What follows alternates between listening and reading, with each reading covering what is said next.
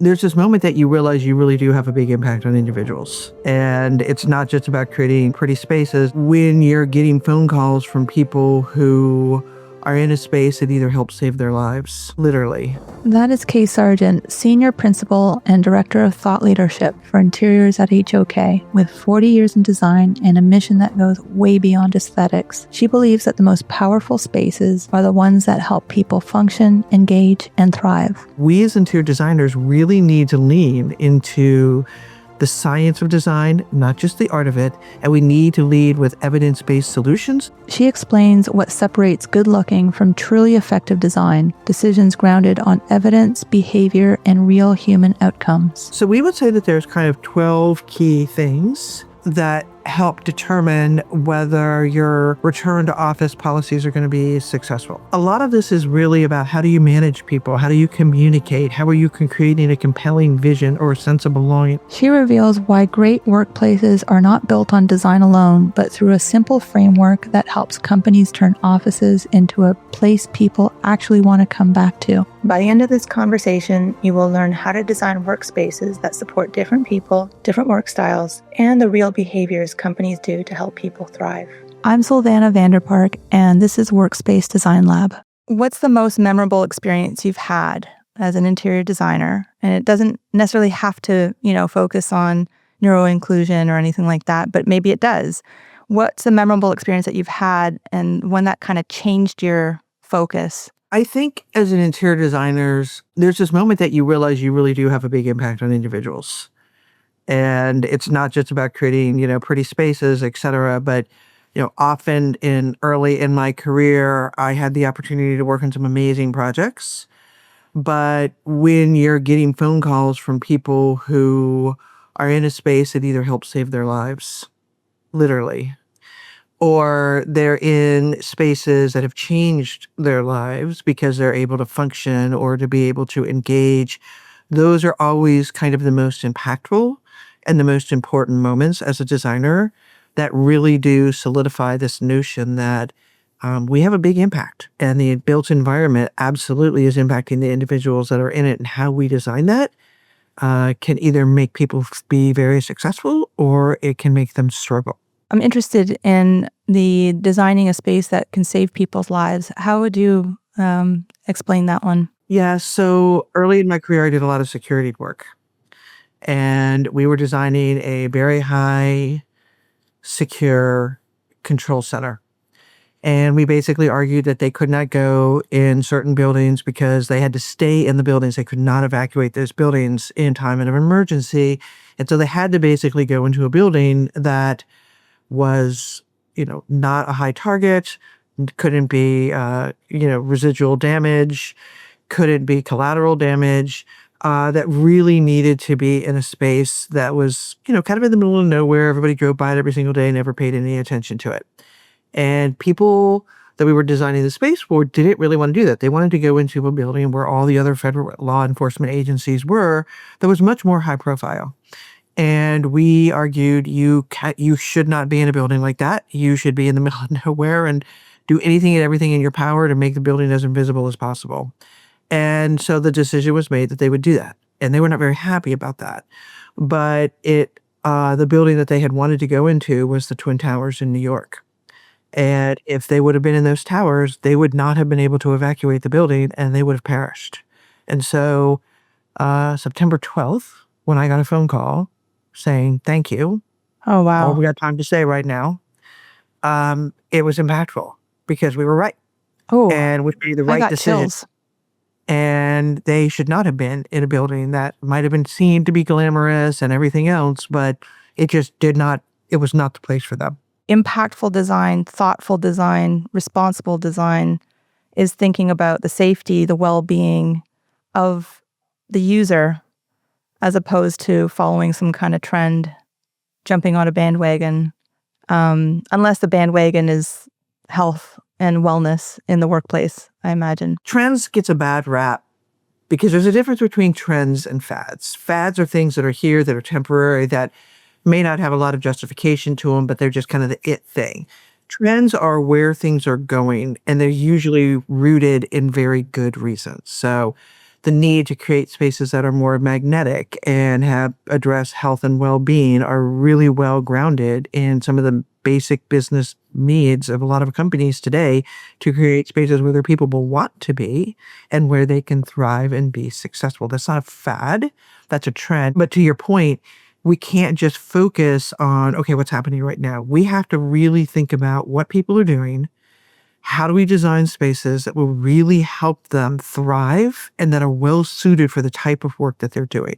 And so we as interior designers really need to lean into the science of design, not just the art of it. And we need to lead with evidence-based solutions so that the recommendations we're making will stick and are solid and will help people be successful. What do you see as the steps we need to take in companies to succeed in welcoming workers back? So we would say that there's kind of 12 key things that help determine whether your return to office policies are going to be successful. And only about 5 of them have to do with space. So I really believe that the real estate industry and the design industry is being set up for failure because basically it's like, okay, create this amazing space that will solve all of our problems.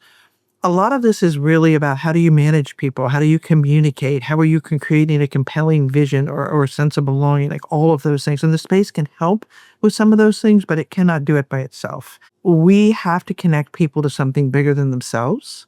We have to give them a strong sense of purpose.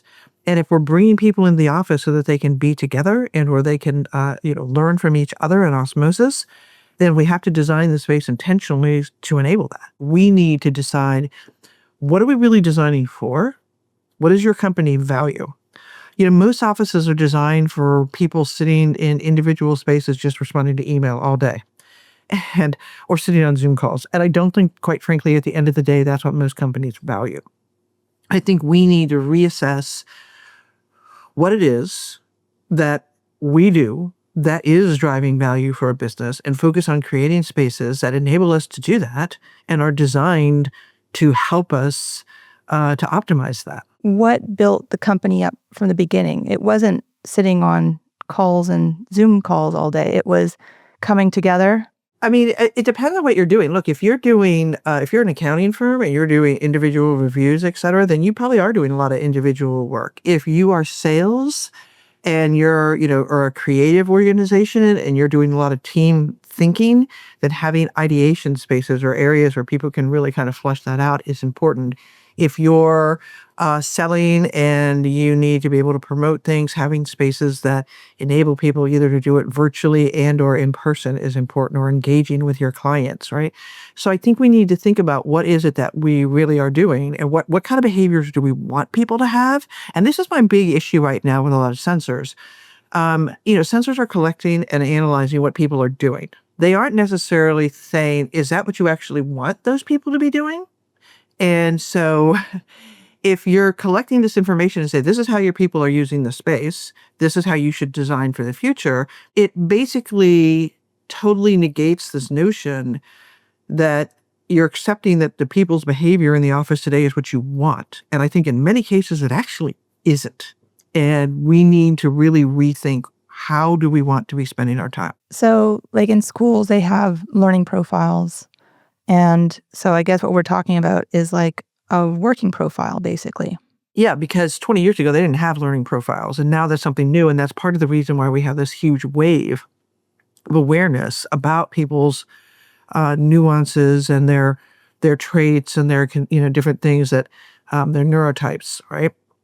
But we haven't necessarily really addressed that in the workplace. And I think the more and more that we can start to really think about how people function best, that will just lead to better engagement. So I walked into a business recently, and on one of the doors for the CEO, he had, his name, and then had 3 or 4 bullets about how he preferred to communicate. Short sentences, to the point, graphs. His CFO next door was all the facts in writing and the data, right? So very, very different communication styles. And most people would probably just address them the exact same way. But when you see that, it's a trigger to help you realize this person is not going to understand what I'm saying if I don't express it in a way that they can receive it.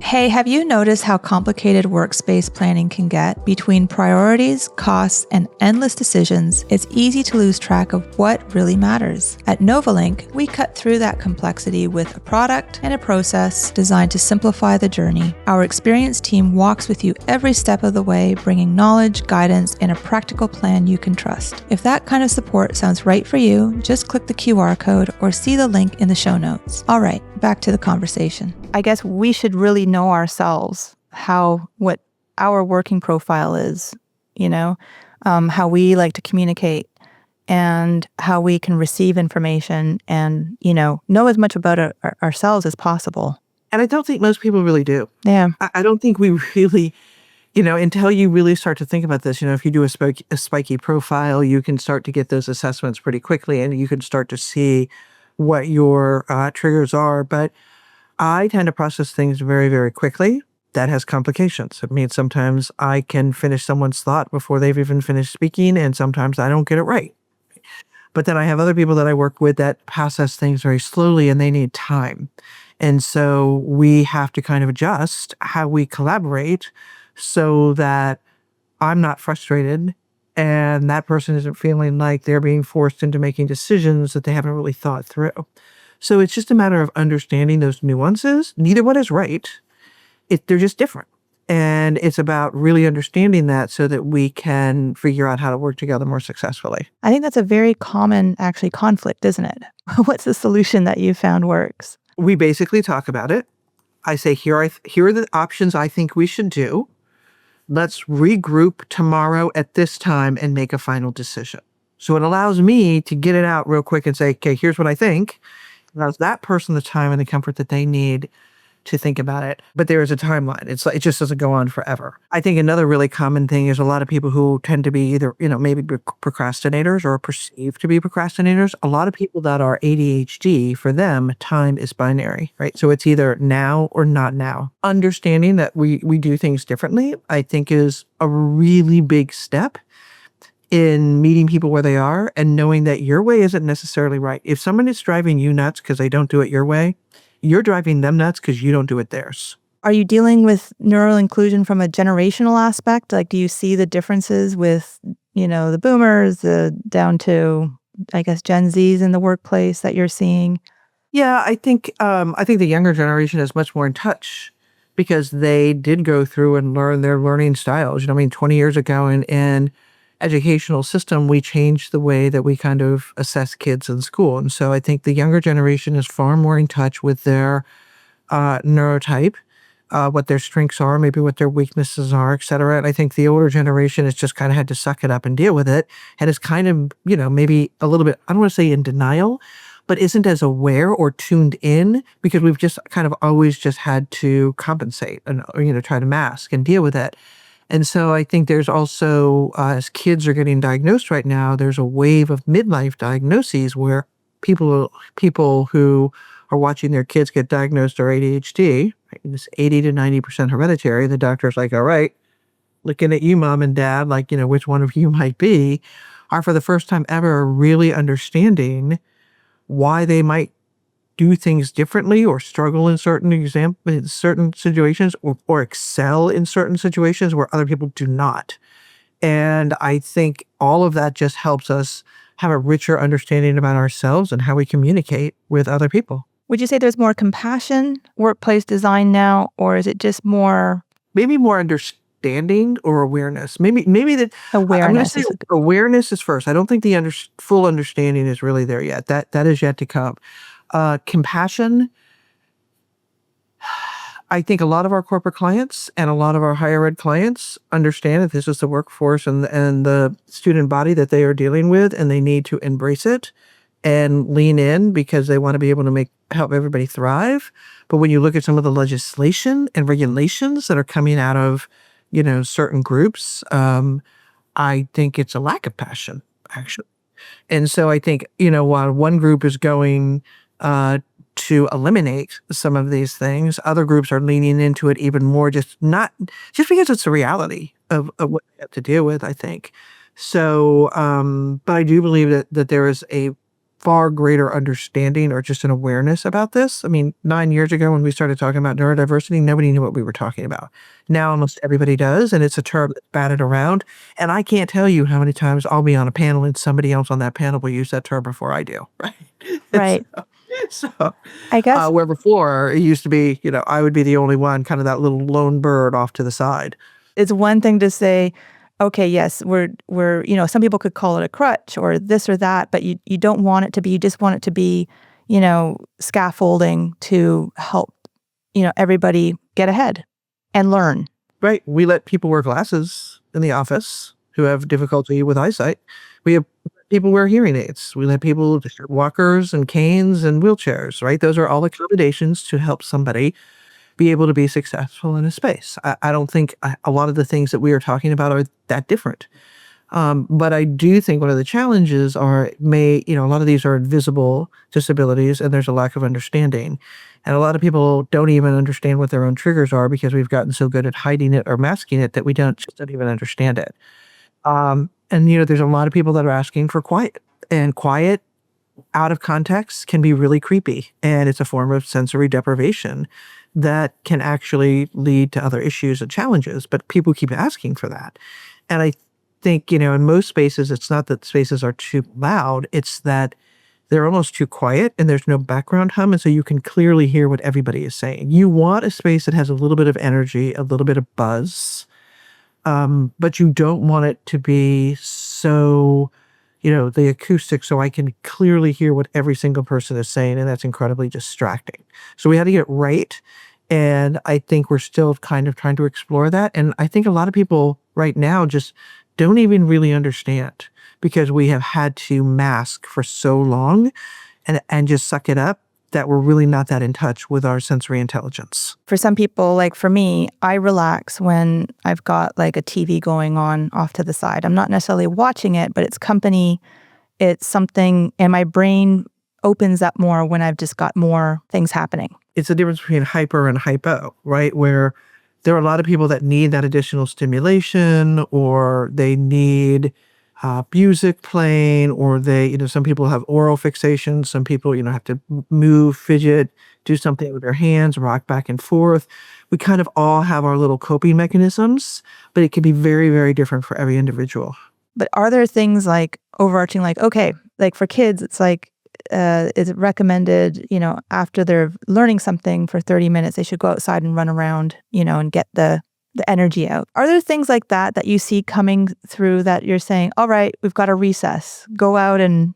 Yeah, there's some common things, right? Like, so whether you're hypersensitive or hyposensitive, if you're trying to focus or concentrate, being in a space where everybody is lingering right in front of you and talking is going to distract you. I don't care if you're hypersensitive or hypo. And so there are absolutely some commonalities. And then there's some differences. I do believe that there is a lot of behaviors that we're doing today that are not helping. Screen time is not helping. Lack of physical activity is not helping. Lack of being outdoors and in touch with biophilia in nature is not helping. Artificial lights are not helping. There's a lot of things that people are saying, specifically for our children.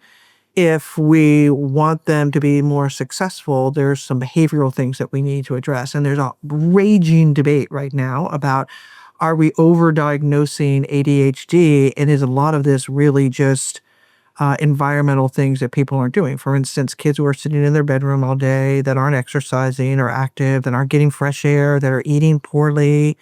Is that is that the issue? And I think a lot of people will say, that in itself does not make you ADHD, but if you are ADHD, that on top of it could exacerbate it even more. And so it's almost like an accelerant, those behavioral issues. And so first step is, let's address some of those things to see the impact that it has, and can it help people, initially just right off the bat, right? And I think again, that the whole issue is, are we over-diagnosing or even over-medicating? And are there other things that might be able to help them? I guess it's up to companies or really a person's, if they go to the doctor or something like that, good habits for them. I think probably it would be overstepping for a corporation, a business, to say, all right, let's all, go out for a walk now. You're like, I'm in the middle of something. But I mean, the studies that show how access to natural, fresh air, different view, physical activity, it's just not, you can't even dispute it, right? And so it's actually good for almost anybody and everybody and to do a little bit of that. So those are kind of things that most people believe are not going to hurt anybody. They're probably going to help. It's not going to solve your problem or your challenges, but it could help significantly. And so anything that we can do in our little realm that can, because we're not medical doctors, and we're basically trying to leverage what we know best, the built environment, to the extent that we can to help people thrive and feel better in their spaces with the tools that we have at our disposal. I mean, I'm happy with, just talking about what we have. I'm grateful. So, I've really enjoyed, like I said, learning about, looking to see how it applies to our furniture and trying to think, how can we be more thoughtful, as, we're looking at our desks, can we do little things that, address sensory needs? Like, there's different, there's task lights that we can offer. There's, Maybe some shielding, some things like that, right? yeah, some, personal temperature units kind of thing if you need to be cooler, warmer, because those were the top three things. It was light, sound, and... There's this desire for furniture and spaces to solve all of our problems for us. And the most flexible thing in any environment is the people, not the furniture, not the architectural elements. We need to empower people to get up and move. And so there will never be a desk that is perfect for everybody. But if you could create some options and choices and maybe have different types of desk with different levels of shielding or adjustments in different areas, people can get up and move to those spaces and kind of find a space that is well suited or tailored to them. That is really, I think, what we are striving for, right? One size fits all. So you're never going to design the perfect thing, but it's a combination of solutions in different settings that is really what's going to be beneficial for a lot of people. So if I know that I'm hyposensitive, or let's say I'm hypersensitive, and I don't like my back being exposed, or I don't like being on a main corridor, even if all the desks are fairly similar and they've got a setup, even the ability for me to choose a desk that is away from a busy corridor, maybe off to the side, has a little bit more shielding, I will be better off than if you randomly set me on a corridor with my back exposed right across from a busy conference room. My ability to function would just drop like a rock. And so a lot of it is just having that options and choice about where to sit and how I'm positioned, even maybe in that space. I've probably seen your floor plans, over the years, seeing, the differences, the different work areas and stuff like that. But I'm just so curious to see, for it to become kind of conversation in all the projects that we go into, from big company to little company. Yeah, I think a lot of our clients right now, there's a lot of people who say open environments are horrible for everybody. And I don't necessarily think that's true. I do believe there's a lot of open environments that are poorly designed, but putting everybody back in private offices is not the answer either. I think we need to create different zones, we need to think about spatial sequencing, and we need to think about different types of settings so people have a little bit of option and choice and control, and they really truly can be more successful. So we're also really kind of going above and beyond activity-based working and embracing this notion of environmental-based working, where I think a lot of people choose where to sit when they have a choice, not necessarily based on, this one is the perfect activity for me. That is a factor. But the other factor is it by the window or away from the window, in a loud space or in a quiet space? Is it warmer here or colder here? There's a variety of things, mostly environmental conditions, that might go into our thought process when we're making a selection about where we want to sit. And so anything and everything that we can do to enable those individuals to get that information faster is going to help. I am going to just talk about your book here for a bit, because this has got, all the information. You said it's like 8 years of research. I never thought I would write a book. I actually thought I'd get through my whole career without ever having to write a book, but we were asked to do it, and we had so much information that we just thought it would be important for us to share that. So we made the decision to do it. And I think there's still a lot of learning to do. But one of the things that I am most proud of is HOK's willingness really to take all of that intellectual property and capital and to put it out there for everybody. If we don't just talk about neurodiversity and inclusion in workplaces, we talk about all of our research on workplace. We talk about a variety of different settings as well. And there's a lot of personal information and interviews and discussions and case studies. And so hopefully there's something in there for almost everybody, whether you're a parent, a caregiver, you know someone who's neurodivergent, you are neurodivergent, you are designing for people neurodivergent, you just care about people that are neurodivergent. There's a lot of things that we discuss in that book. And there's a lot that didn't even make it into the book. So Volume 2. they're still doing more and more research. We're launching some stuff right now with the University of Cambridge and a few others. So there's a lot more to come because we're still kind of in the nascent days of all of this where it's still relatively new. And there's a lot more that we need to understand. And if, as designers, we really believe in the power of the spaces that we are designing, we have to acknowledge we need to have a better understanding of how it's impacting everyone in those spaces. The last question. I like to speak to students, college students or even high school students who are looking at a career in interior design. Do you have any kind of advice you'd give them? Absolutely. I think we're at a really pivotal point. There are a lot of people that are questioning, do they even need us anymore? Because there are tools, software packages, artificial intelligence that they can put in some prompts and create something. And do they need us? And I would say that ChatGPT or generative AI right now might do a good job of creating some images that might look good, but understanding how a person is actually going to function in that space, how they're going to feel, how they're going to interact, how it's going to wear and tear, maintain. It's not there yet. But as designers, if all we're doing is doing what we think looks good and we're not really understanding how it is impacting people, we're not much better. And so we really, as an industry, need to lean into evidence-based design and the science of design and really truly understand how we are impacting people so that we can create great spaces. And that will separate us from artificial intelligence for a while, at least. Really well. And, I think that's a really important element right now to think about. I don't know if AI can keep up with human development. Maybe that's just, kind of. I fear the opposite. I think from a developmental standpoint, we are so out of sync right now with nature, and artificial intelligence is just like flying out there. And it makes me, I think the world is getting really out of sync right now. We're living so much longer than we ever were used to. We're delaying things. I just don't think our bodies were ever designed for actually how we're living today. And I think artificial intelligence is going to change a lot of this. And I think we need to be very, very careful about how we are accepting a lot of this. It can be a huge benefit, but there is a tremendous amount of risk in this too, and we need to really think it through. How can people, get in touch with you? Or, you've got I contacted you through the HOK website. Is that the best way?